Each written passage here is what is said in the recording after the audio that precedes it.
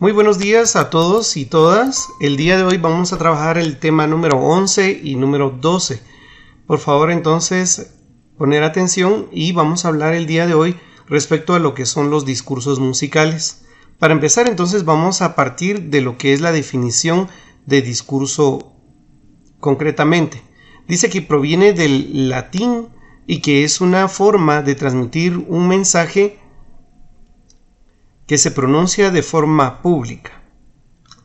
Vamos a encontrar que la música concretamente es un discurso, porque la música tiene la capacidad de transmitir diferentes tipos de mensajes, tanto sociales como emocionales e incluso de corte político. Vamos a encontrar que existe algo que se llama discurso académico. El discurso académico concretamente hace relación hacia lo que es la música elaborada con conocimiento formal, es decir, que transmite al auditorio piezas instrumentales con un paisaje sonoro y texturas bien elaboradas. En este caso vamos a mencionar, por ejemplo, la música clásica, como la música de Bach, de Händel, de Mozart, quienes han sido académicos musicales porque han estudiado, han desarrollado el arte de la música desde una perspectiva, digamos, formal, a través de la educación. También podemos encontrar algunos artistas del discurso académico en Guatemala. Aquí podemos mencionar a Joaquín Orellana, también Igor Gandarias, Enrique Anleu Díaz, Enrique Sarmientos. Sin embargo, existen alrededor del mundo diferentes artistas que se han dedicado al trabajo del discurso académico. El segundo tipo de discurso que podemos encontrar es el discurso popular o tradicional. La música popular está ligada al sentir del pueblo. Mucha de esa música dice que se hace con instrumentos folclóricos. Eso se debe a que estos instrumentos han sido creados a través de las manos de los artesanos y concretamente pues reflejan parte de la cultura de los pueblos, pero desde una perspectiva un poquito más empírica. Quiere decir de que no han tenido una formación académica como en el discurso que vimos anteriormente, que es el discurso académico. Podemos encontrar diferentes manifestaciones en toda América Latina, en el caso de Argentina, con instrumentos propios, en Perú, en Bolivia, donde utilizan la quena, la zampoña, el charango. En Argentina utilizan el tango y otros géneros populares. Vamos a encontrar el discurso popular comercial. Dice que es la que disfruta la mayor parte de personas. Ha sido evolucionada de forma tradicional y pronunciada en los países con fines de lucro. Sin embargo, pues es discurso que lleva mucha energía y alegría, ¿verdad? También, la música comercial se ha difundido a lo ancho del mundo sin importar el idioma. Así escuchamos la música en español, en inglés, en portugués y en diferentes tipos de idiomas. Encontramos también el discurso infantil. Este discurso está dirigido principalmente a un auditorio infantil. Concretamente pues se cumple la función de poder recrear, de poder estimular a los niños. Dice que hace algunos años la música infantil se difundía a través de la radio y la televisión. Actualmente esta música ya está bastante ligada no solo a la radio y la televisión, sino que a las redes, también el internet, donde promueven algunos tipos de música que sirve para estimular a los niños, no solo para poder entretenerlos, sino para poder desarrollar sus habilidades. Dentro de los artistas que han compuesto para niños, podemos mencionar al mexicano Francisco Gavino Soler, conocido como Cricri. Los españoles Enrique y Ana, Tatiana de México, Elena Walsh en Argentina y en Guatemala a Jesús María Alvarado, entre otros. Me imagino que ustedes también han escuchado a Nancy, ¿verdad? Que es muy popular en la capital y tiene también algunos programas los días domingo en Televisión Nacional.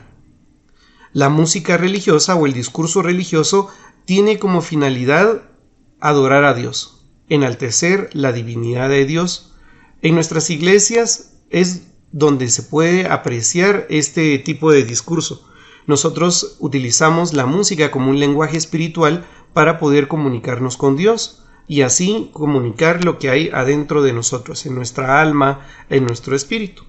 En otras religiones como el hinduismo y el islamismo tienen música ligada a diferentes celebraciones, ya que la música permite entrar en sintonía con el yo interior del ser humano. Esa es una de las funciones fundamentales de la música, poder interiorizar en el corazón del ser humano. Otro discurso importante es la trova y la música de protesta.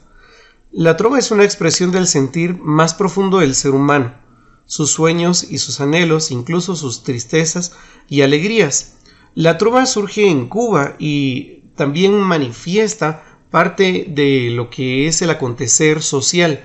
Por eso es de que en algunas canciones de trova vamos a encontrar un cierto grado de denuncia de las injusticias sociales. Esto es muy importante porque la música no solo expresa emociones y sentimientos, sino que también expresa ideologías y formas de pensar. Y algo muy importante dentro de nuestra sociedad latinoamericana es el poder expresar la situación social en la que vivimos. Hay mucha desigualdad. Estaba escuchando yo a una persona que estaba dando un discurso y concretamente este autor decía que Guatemala no es un país pobre, sino que es un país empobrecido. Quiere decir de que tenemos los recursos naturales suficientes para poder ser autónomos, para poder avanzar y poder tener una calidad de vida bastante buena, pero lamentablemente en Guatemala se da mucho lo que se llama la inequidad, que significa desigualdad.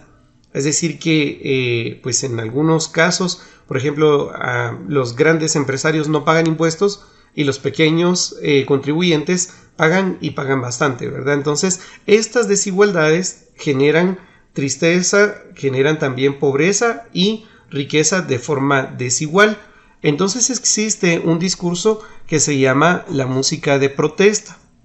Concretamente, la música de protesta dice que trata de reflejar esas inconsistencias sociales y trata también de poder dar un aliento y un desahogo a las personas que sufren de esta desigualdad.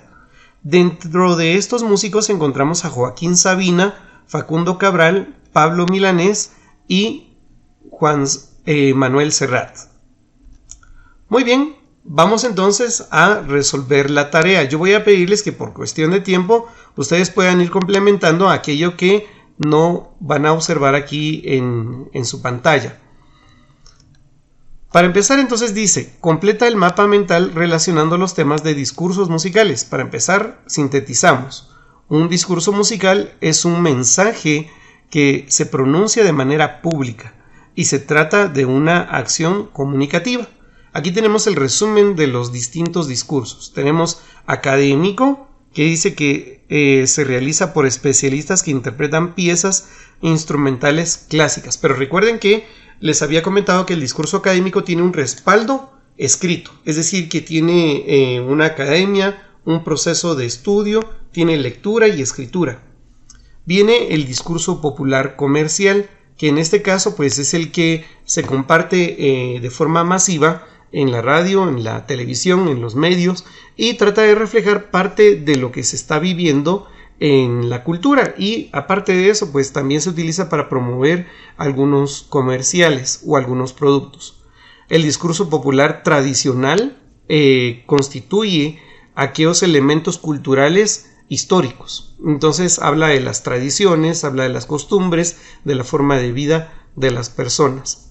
El discurso infantil dijimos que estaba enfocado a un auditorio infantil, niños desde los 3 años o menos hasta los 12 años, y lo que tiene de característica es de que la música y los sonidos están vinculados a su proceso mental, su edad mental, y concretamente sirve para estimular la forma de actuar, de pensar y sus movimientos. Entonces en eso se enfoca el discurso infantil. El discurso religioso concretamente trata de proyectarse en cuanto a la adoración a Dios. Independientemente de la religión que se trate, el discurso religioso está enfocado en honrar a Dios. La trova y la música de protesta, dijimos que es un discurso que refleja tanto las situaciones sociales de un país, la naturaleza o la forma en la que se vive en la sociedad, pero también denuncia las desigualdades que sufren las personas. Bien, entonces ustedes se encargan de poder complementar este mapa conceptual agregando el nombre de los autores. Yo acabo de llenar pues una parte de este laboratorio para poderlos ayudar.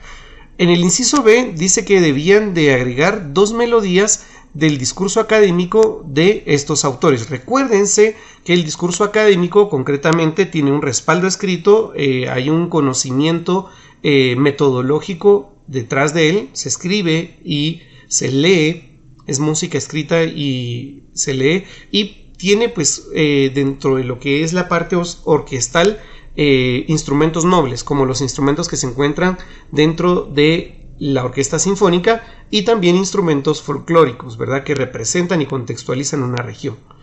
Igor de Gandarias, fíjense que es un compositor guatemalteco que se ha emocionado mucho con lo que es la contemplación y la audición de lo que son los ambientes sonoros de Guatemala, los bosques y lugares bastante naturales. Entonces él compuso 2 temas interesantes que me llamaron la atención y por eso los agregué. Ustedes pueden copiarlo en este momento en su libro. Estamos entonces con un tema que se llama Calderas y también Sonidos del Trópico.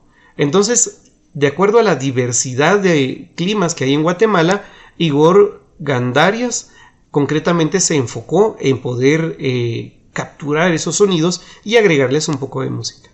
Igor Sarmientos, por otro lado, él en la ciudad definitivamente tomó en cuenta los aspectos orquestales de la música clásica y los vinculó con la música maya, incorporando a la orquesta los instrumentos folclóricos mayas. Uno de sus temas es Popol Vuh y Ofrenda y Gratitud. Recuérdense que el Popol Vuh o el Pop Vuh es el libro sagrado de los mayas. Bien, vamos ahora con 2 melodías del discurso popular tradicional. En este caso, cuando hablamos de tango, hablamos de Argentina. Uno de los temas más emblemáticos es del compositor Carlos Gardel, por eso coloqué aquí C. Gardel. Su tema se llamaba Adiós muchachos.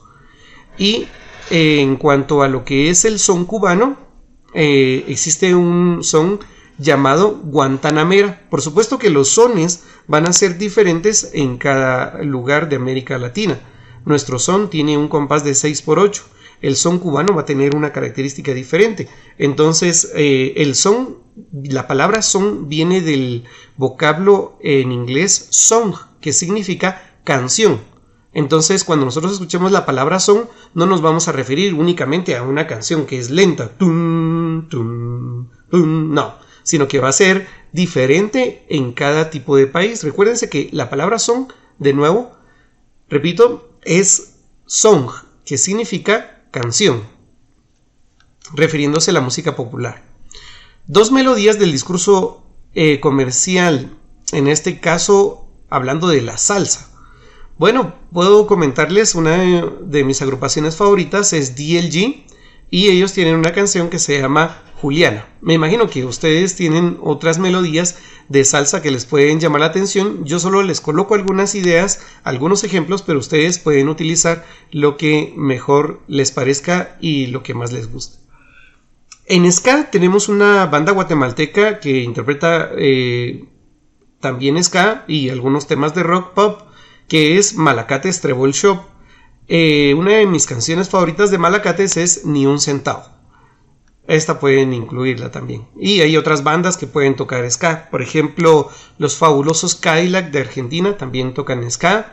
Hay otras bandas que también producen ska y pues ustedes pueden agregar su favorita.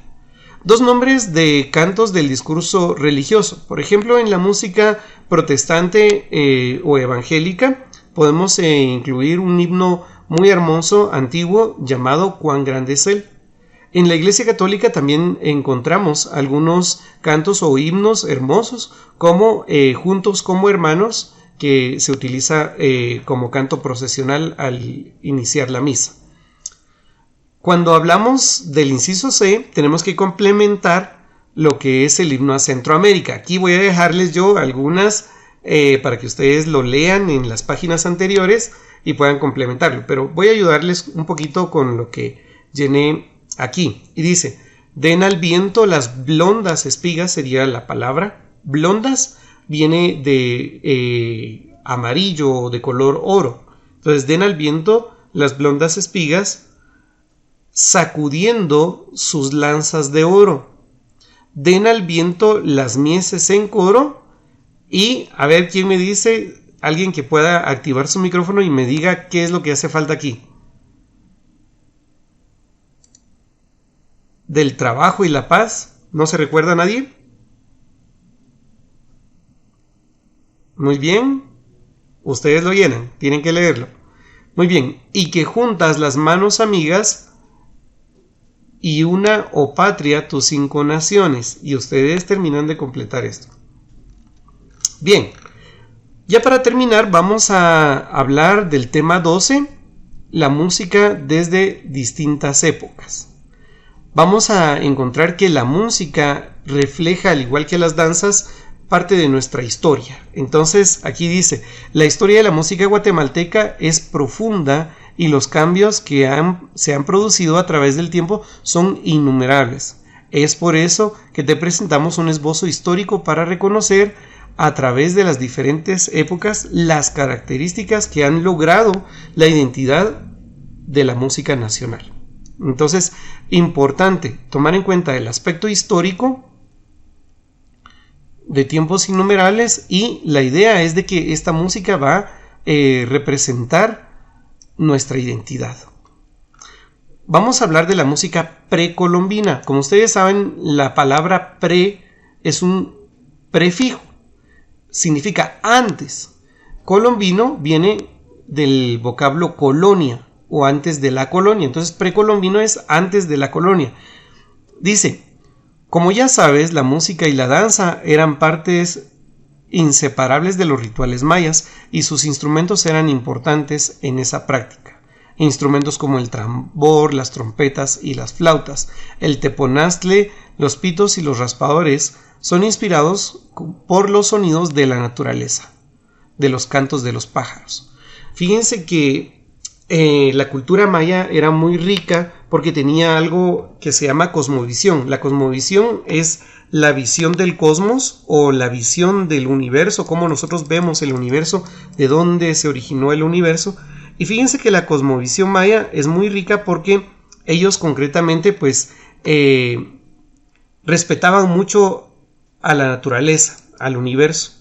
Por lo tanto, la forma de comunicarse con la naturaleza y el universo era a través de contemplar a las aves y a todo aquello que se encontraba en la naturaleza. Muchos de sus instrumentos musicales están inspirados en tratar de imitar el sonido de las aves y de los animales. Luego tenemos entonces lo que es la época de la conquista. Cuando hablamos de la música que surgió después de la época de la conquista, vamos a hablar de algo que se llama transculturización, que es mezcla de culturas o transmisión de conocimiento de una cultura a otra. Eso se llama transculturización.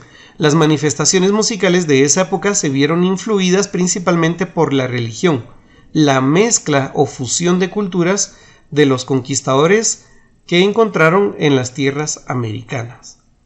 Por supuesto que ellos observaron la mística de los bailes mayas y también a través de este proceso de mezcla de culturas pues pudimos identificar que surgieron nuevas formas de poder expresarnos.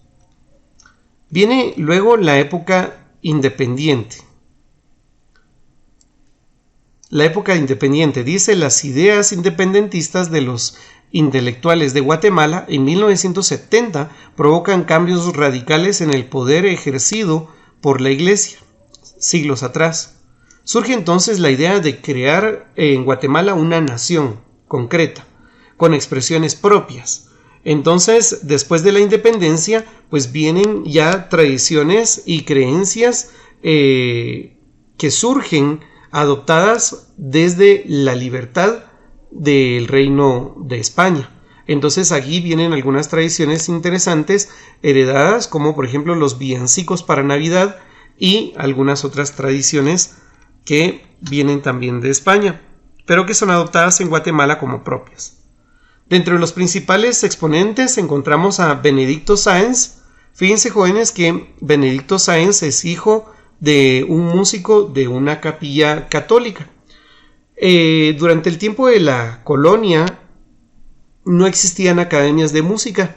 El que tenía conocimiento formal de música era principalmente un criollo, que en este caso pues era una mezcla de español con guatemalteco, y concretamente pues era músico, aprendía a interpretar en España, en una academia, en una universidad, venía a Guatemala e interpretaba y enseñaba a las personas. Ese era el inicio de la educación musical en Guatemala.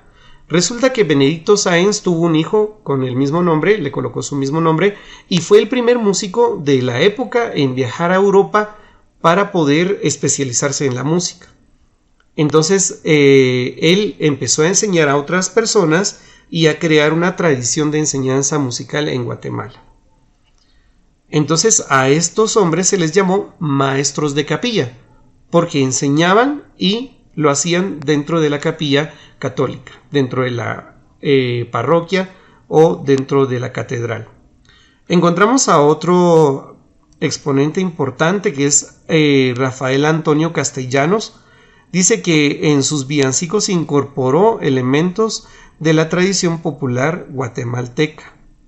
Entonces incorporó algunas ideas ya de nuestro país independiente del Reino de España. Luis Felipe Arias llevó a la cúspide la música guatemalteca mediante el idealismo romántico, es decir, generar proyecciones emocionales directamente de vivencias aquí, en el nuevo continente, aquí en Guatemala. Rafael Álvarez Ovalle, como ustedes ya lo han visto en años anteriores, es nuestro compositor de la música del himno nacional. Aparece otro hombre que es precisamente de aquí, de Quetzaltenango, del municipio de San Juan, que se llama Jesús Castillo. Él concretamente desarrolla diferentes obras que abarcan el repertorio tradicional de Guatemala y de las regiones de Guatemala, porque Guatemala es muy diverso en climas, pero también en culturas. Y entonces Jesús Castillo exploró todo este folclore, todas esas tradiciones diversas en Guatemala y las plasmó en su música de marimba y música culta.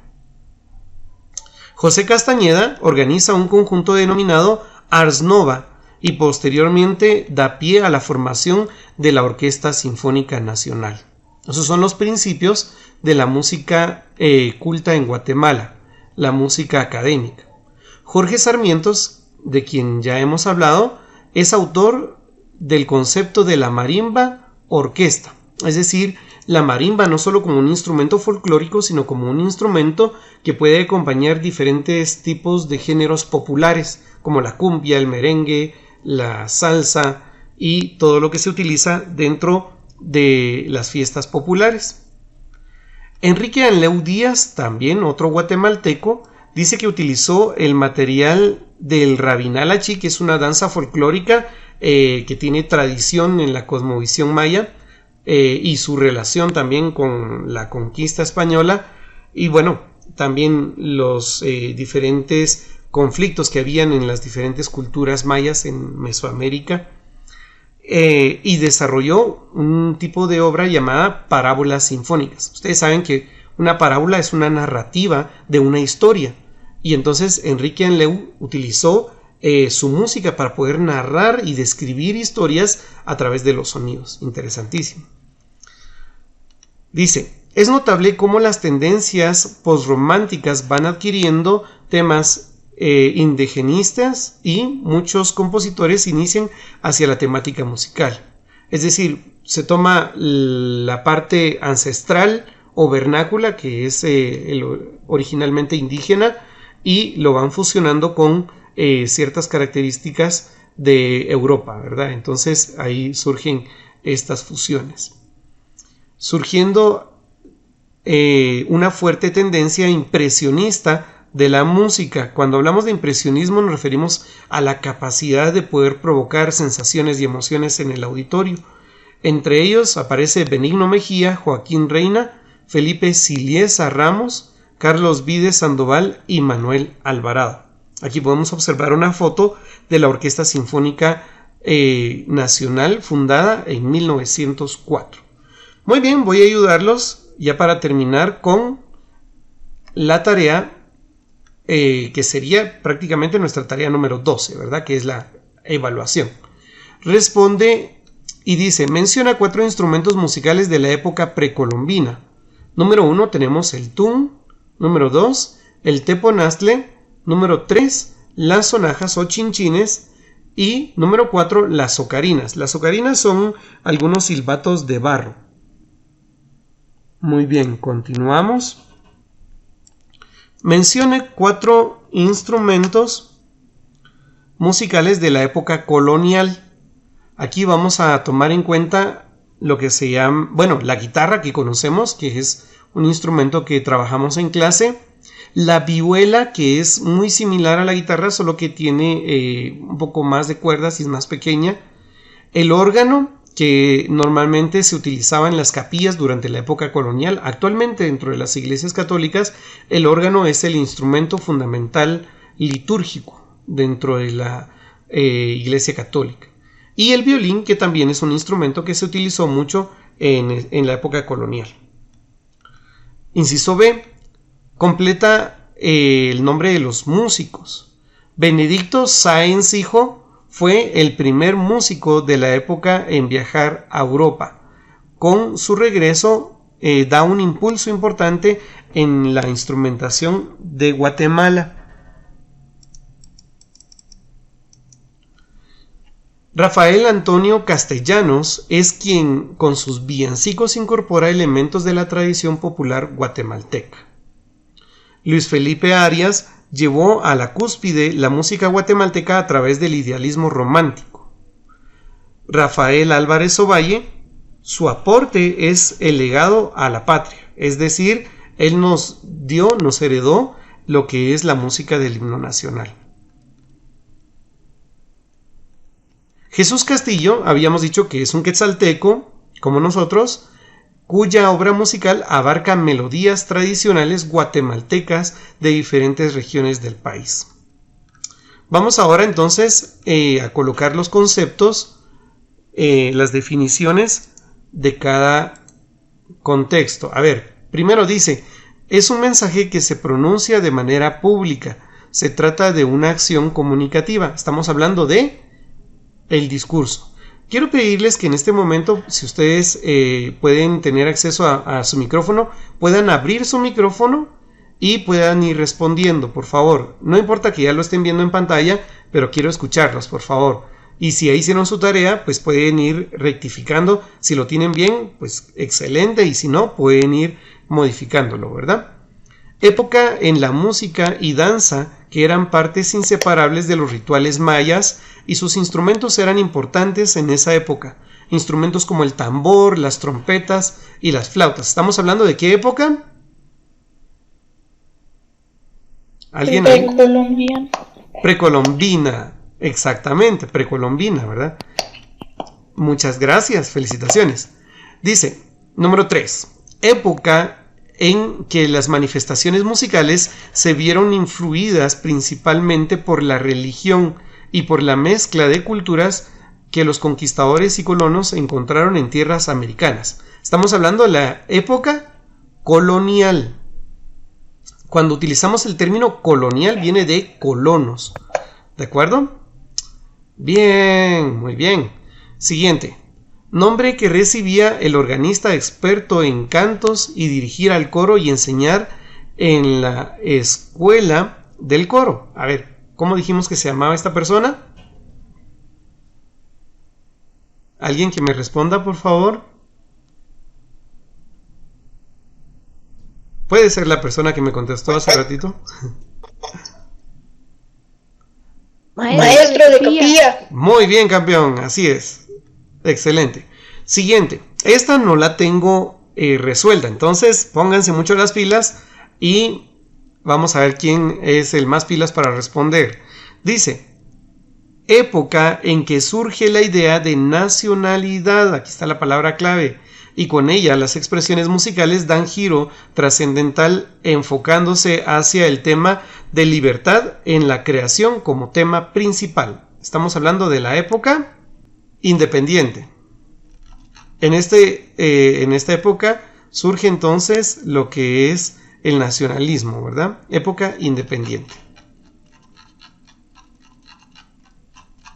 Muy bien. Aquí van a pegar una imagen de la Orquesta Sinfónica Nacional. Por favor, mucha atención aquí. Dice, pégala. No se vale dibujar con palitos y muñequitos ahí todos cruzados, ¿verdad? No. Ustedes van a buscar en Google Orquesta Sinfónica Nacional, van a imprimir y pegar y recortar y pegar la Orquesta Sinfónica Nacional. Si no tienen acceso, pues en tal caso, por favor, cuando envíen su tarea, me escriben ahí. Lamentablemente no cuento con impresión, entonces pues ya tomaré en cuenta eso, pero me lo escriben en la parte de aquí arriba, ¿ok? Pero yo creo que sí, es posible.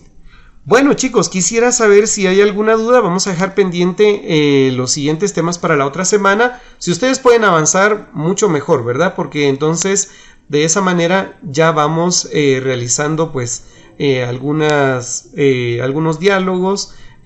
Concretamente pues ya solo enriquecemos un poquito lo que ustedes leyeron, ¿de acuerdo? Entonces no sé si hay alguna pregunta. Voy a dejar de compartir. Enciendan sus micrófonos, sus cámaras.